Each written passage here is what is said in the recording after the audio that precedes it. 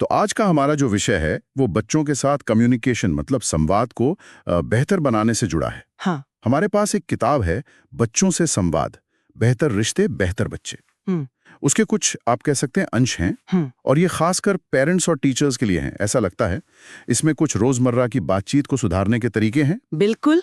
तो चलिए देखते हैं इन तरीकों में क्या है और बच्चों के साथ रिश्ते मजबूत करने के लिए सबसे जरूरी बातें क्या निकल कर आती हैं। हाँ, और ये जानना जरूरी है कि ये सिर्फ बच्चों को मतलब इंस्ट्रक्शंस देने या उन्हें सही करने के बारे में नहीं है। अच्छा। सोर्स असल में इस बात पर जोर देते हैं कि मकसद है उनकी भावनाओं को समझना, उन्हें इज्जत देना और इस तरह से गहरा भरोसे वाला रिश्ता बनाना।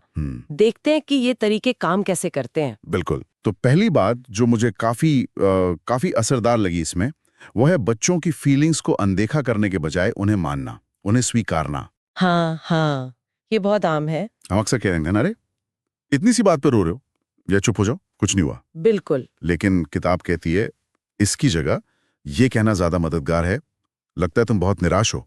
यहाँ तुम्हें गुस्सा आ रहा है ना, और ये इसलिए काम करता है क्योंकि इससे बच्चे को लगता है कि हाँ, मेरी बात सुनी जा रही है, मुझे समझा जा रहा है, नकारा नहीं जा रहा। तो वो फिर डिफेंस में जाने के बजाय अपनी भावनाएं बताने लगता है, समझने लगता है। सही कहा। मतलब वो जुड़ा हुआ महसूस करता है। हाँ, बिल्कुल।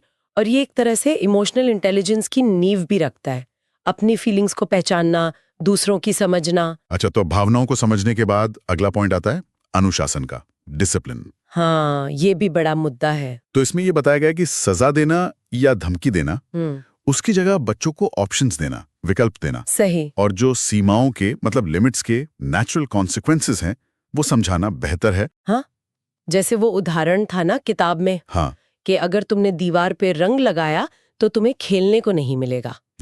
ये कहने की बजाय इसकी जगह आप कहें कि भाई दीवारें रंगने के लिए नहीं है, तुम कागज पर रंग भर सकते हो। हाँ। और अगर दीवार पर रंग लगा तो हमें उसे मिलकर साफ करना होगा। एक नेचुरल कॉन्सिक्वेंस। अच्छा, तो मतलब डर दिखाने के बजाय जिम्मेदारी सिखाना। बिल्कुल, क्योंकि सजा से बच्चा अक्सर ये सीखता है कि पकड़े कैसे ना जाएं। हाँ, ये तो है। जबकि कॉन्सिक्वेंसेस समझने से वो खुद डिसिप्लिन सीखता है, उसे पता चलता है कि मेरे चॉइसेस का असर होता है। सही, लेकिन ये ध्यान रखना भी जरूरी होगा कि सीमाएं बिल्कुल साफ हों और लगातार लागू हों। हाँ, बिल्कुल, कंसिस्टेंसी बहुत जरूरी है, सिर्फ विकल्प देना काफी नहीं है। और फिर सहयोग पाने के भी कुछ बड़े आसान से तरीके बताए गए हैं, जैसे सीधे सीधे ऑर्डर देने के बजाय हाँ, बस सिचुएशन को डिस्क्राइब कर देना। हाँ, तुमने फिर सब फैला दिया, इसकी जगह सिर्फ ये कहना, अरे खिलौने फर्श पर बिखरे हुए हैं। ये अच्छा है, इसमें आरोप नहीं लगता। हाँ, या फिर जैसे लंबे लंबे भाषण देने के बजाय बस एक शब्द, जैसे कोट या बस्ता। हाँ, ये तो बहुत प्रैक्टिकल है।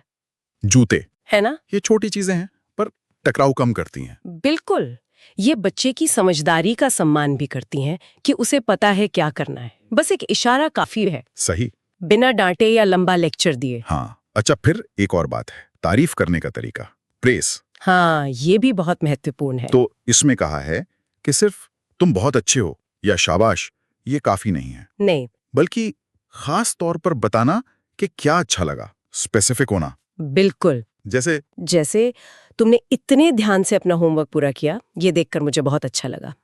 या फिर जिस तरह तुमने अपने छोटे भाई की मदद की वो बहुत बढ़िया था। हाँ, इसे कहते हैं वर्णनात्मक प्रशंसा, डिस्क्रिप्टिव प्रेज। ये ज्यादा असर करती है। क्यों?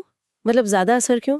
क्योंकि इससे बच्चे को ठीक ठीक पता चलता है कि उसके किस काम की, किस कोशिश की तारीफ हो रही है। अच्छा, तो उसका आत्मविश्वास तो बढ़ता ही है, साथ में उसे ये भी समझ आता है कि अच्छा, ये वाला व्यवहार ठीक है, इसे दोहराना है। हाँ, ये बात तो है, खोखली तारीफ से बेहतर है। बहुत बेहतर। और फिर आखिर में बच्चों को स्वतंत्र बनाने की बात, उनमें जिम्मेदारी की भावना जगाने की। हाँ, इंडिपेंडेंस। इसमें कहा गया है कि उन्हें उनकी उम्र के हिसाब से थोड़े विकल्प थे, लिमिटेड चॉइसेस। जैसे आज नीली टी शर्ट पहनोगे या हरी वाली।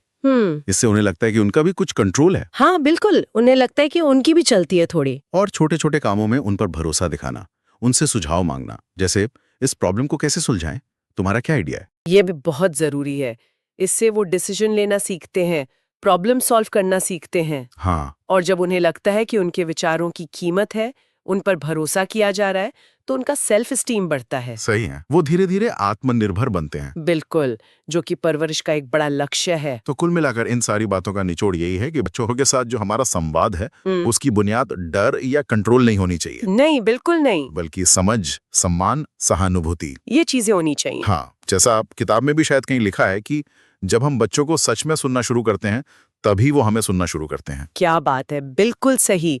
ये तकनीकों का कोई नुस्खा नहीं है, बल्कि एक नजरिया है रिश्ता बनाने का। हाँ, तो इस चर्चा को खत्म करते हुए एक सवाल छोड़ जाते हैं सोचने के लिए। जरूर। कि अगर इनमें से कोई भी एक तरीका, चाहे वो भावनाओं को समझने वाला हो या तारीफ करने वाला या विकल्प देने वाला, उसे अगले एक हफ्ते तक किसी एक रिश्ते में, चाहे वो बच्चे के साथ हो या किसी और के साथ भी, पूरी ईमानदारी से ट्राई किया जाए, हाँ, तो उस रिश्ते में क्या बदलाव आ सकता है, क्या डायनामिक्स बदल सकते हैं? ये वाकई सोचने वाली बात है।